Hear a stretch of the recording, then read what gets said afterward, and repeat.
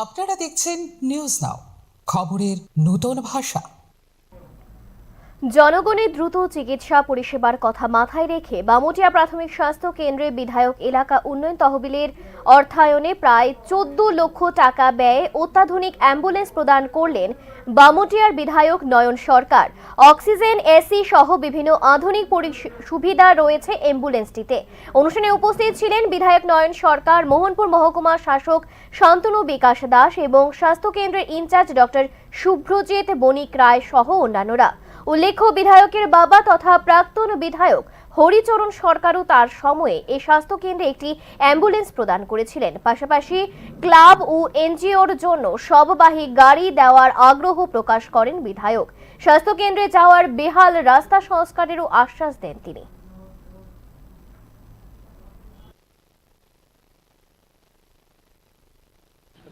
আজকে এই অ্যাম্বুলেন্স প্রদান নিয়ে আপনার কি প্রতিক্রিয়া থাকবে?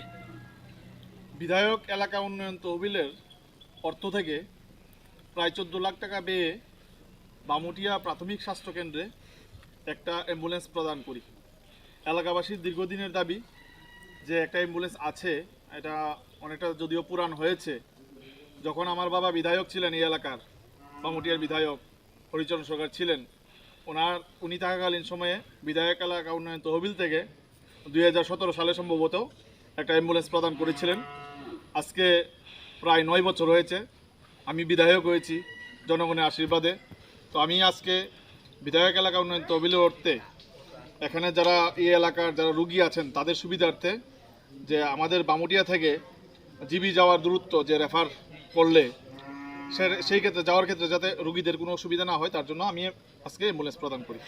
প্রথমে আপনার বাবা এই হাসপাতালকে অ্যাম্বুলেন্স দিয়েছে এবং আজকে আপনি দিয়েছেন, কেমন লাগছে আপনার? অনেকটাই ভালো লাগছে। বাবার যে আদর্শ নিয়ে কাজ করেছেন সেই কাজ করার আমিও সুযোগ পেয়েছি।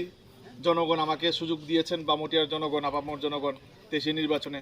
তখন থেকেই এলাকার শিক্ষা ব্যবস্থা, স্বাস্থ্য ব্যবস্থা যাতে ভালো থাকে, যাতে এলাকার রুগীরা যাতে ভালো পরিষেবা পায়, তার জন্যই আমার প্রচেষ্টা। আজকে এখানে মহকুমা শাসক স্যারও উপস্থিত